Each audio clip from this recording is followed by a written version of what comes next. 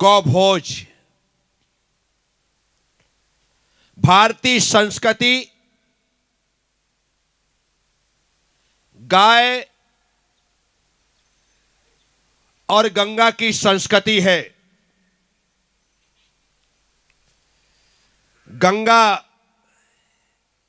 यदि अपने अमृत से सभी को तृप्त करती है तो गाय अपने अमृतमय दूध से सभी को संतुष्ट करती है।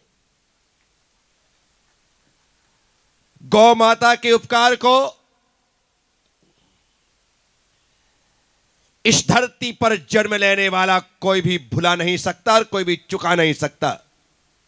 यही वजह है कि हर भारत में रहने वाले भारतवासी की एक ही इच्छा है कि गाय को, खास करके गाय को, पशु से मुक्त किया जाए। अर्थात गाय को पशु नहीं कहना चाहिए। जो मां है वो पशु नहीं है, जो मां है वो आवारा नहीं है, क्योंकि जो गाय को आवारा कहता है वो मुझे गवारा नहीं है। इसलिए गौ माता के लिए, गाय के लिए आज भी गाय के दूध को अमृत की संज्ञा दी जाती है। वजह है सिर्फ गाय का दूध एक ऐसा दूध है जो सुपाच्य है, गरिष्ठता से रहित है। भैंस के दूध को पचाना सबके बस की बात नहीं है, लेकिन गाय का दूध, छोटा सा बच्चा जिसने अभी अभी मां का दूध पीना बंद किया है, वह बच्चा भी गाय के दूध को इत्मीनान से पचा लेता है। वह दूध सुपाच्य है। दूसरी बात, उस गाय के दूध से जो घी निर्मित होता है, वह घी यदि संध्याकालीन सत्र में 10 ग्राम घी का, 10 ग्राम तो बहुत ज्यादा हो गया, 5 ग्राम घी का एक दिया संध्याकालीन सत्र में आपके घर में जले तो रात भर के लिए इतनी ऑक्सीजन, इतनी ऑक्सीजन, इतनी ऑक्सीजन पैदा कर देता है कि एक छत के नीचे सोने वाले 100 लोगों के लिए ऑक्सीजन की पूर्ति हो जाती है। इकलौता गाय का घी जलता है तो ऑक्सीजन पैदा करता है। दुनिया में सभी जलने वाली चीजें कार्बन पैदा करती है, लेकिन गाय का घी ऑक्सीजन पैदा करता है। जब कोरोना काल में ऑक्सीजन की कमी पड़ी, उस समय लोग सब कुछ भूल करके, सिलेंडर का ख्याल छोड़ करके, यदि अपने घर में 24 घंटे के लिए गाय के घी का अखंड दिया जला देते तो सिलेंडर की आवश्यकता नहीं पड़ती। साथियों, मैं आप सबसे कह रहा हूं, आज का यह आयोजन सिर्फ इन गौ माताओं को परसों यहां पर विचरण करते हुए और वहां पड़ा हुआ उच्छिष्ट खाते हुए देखने के पश्चात मेरे मन में यह भाव आया कि हमने इन 8 दिनों में हजारों हजारों लोगों को भोजन कराया, और जिन गौ माताओं ने हमारे लिए अपना यह स्थान 8 दिन के लिए खाली किया, क्यों ना गौ सेवा के रूप में गौ भोज का आयोजन किया जाए। और आज यह आयोजन सिर्फ इसलिए। दूसरी बात, गाय के भोज में हम घास डाल सकते थे, भूसा डाल सकते थे, हरा चारा मंगा सकते थे, खल मंगा सकते थे, हम पशु आहार मंगा सकते थे, लेकिन हमने सोचा कि जो हम खाते हैं वही मां को क्यों ना खिलाया जाए।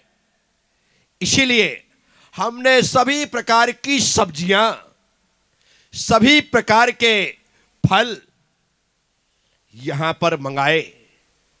उसमें हरी घास के स्थान पर पालक है, मेथी है, वो खा सकते।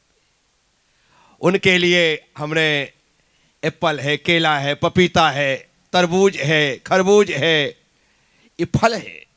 सब्जियों में लौकी है, टमाटर है, ककड़ी है, और भी जो मुझे दूर से दिखाई नहीं दे रही है, मटर है, वो सब सब्जियां हैं। इसके अलावा गुड़ है, तिल है, नमक है, जो मां को पसंद है। जब मां हमारे पसंद का भोजन बना करके अपने बेटों को खिलाती है, तो क्या बेटे मां की पसंद का भोजन अपनी गौ मां को नहीं खिला सकते हैं? बस यही भाव आया और हमने उनके लिए ये सारा आयोजन किया है। ये कोई हमारे लिए दिखावे की चीज नहीं कि हम बड़ा दिखावा कर रहे हैं, बड़ा भारी काम कर रहे हैं। ये सिर्फ हमारे मन में आया गौ सेवा का भाव है, जो हम यहां पर परिपूर्ण करने जा रहे हैं। मैं चाहता हूं कि भारत का प्रत्येक व्यक्ति अपनी गौ माता के प्रति, अपनी गायों के प्रति इस प्रकार का भाव रखे। कभी उन्हें दुत्कारे ना, कभी उन्हें भगाए ना, कभी उन्हें आवारा पशु ना कहे। क्योंकि स्वामी विवेकानंद से पूछा गया कि आप सबसे अच्छा दूध किसका मानते हैं? तो विवेकानंद ने कहा, भैंस का। सबसे अच्छा दूध आप किस पशु का मानते हैं? तो विवेकानंद जी ने कहा, भैंस का। पूछने वाले ने कहा कि हमें आपसे इस प्रकार के जवाब की उम्मीद नहीं थी, क्योंकि हमने सोचा था कि आप कहेंगे गाय का। तब स्वामी विवेकानंद ने कहा, आपका प्रश्न क्या था कि सबसे अच्छा दूध आप किस पशु का मानते हैं? तो भैंस का। आप पूछते कि सबसे अच्छा दूध किसका मानते हैं, तो मैं अपनी गौ मां का कहता, क्योंकि गौ हमारी मां है, गौ पशु नहीं है। ये स्वामी विवेकानंद का जवाब था और कहना था। साथियों, मैं आप सबसे कहता हूं कि यह अवसर यदि हमारे समक्ष है, तो क्यों ना हम सभी लोग आज इसका लाभ लें और अपने हाथों से, जैसे परोसगारी होती है वैसे गाय को घास डाल दो, नहीं, गाय को घास परोसो, खिलाओ। तो हम आज यहां पर इतने सारे लोग सिर्फ और सिर्फ गौ सेवा के रूप में, गौ भोज के लिए इन गौ माताओं को परोसगारी करने के लिए उपस्थित हुए हैं। तो चलिए चलते हैं हम उस ओर, क्योंकि वे भी रमाने लगी हैं। वो कह रही होंगी कि बेटा, जब हम रमाते हैं तो हमारे बछड़े हम तक दौड़ करके आ जाते हैं, या हमारे आने का संदेश उन्हें मिल जाता है, उनका रोम रोम खिल जाता है। बस अब देर मत करो। तो हम हकीकत में देर नहीं करना चाहते हैं, और यहां पर इन समस्त गायों को, गौ माताओं को, जिन्हें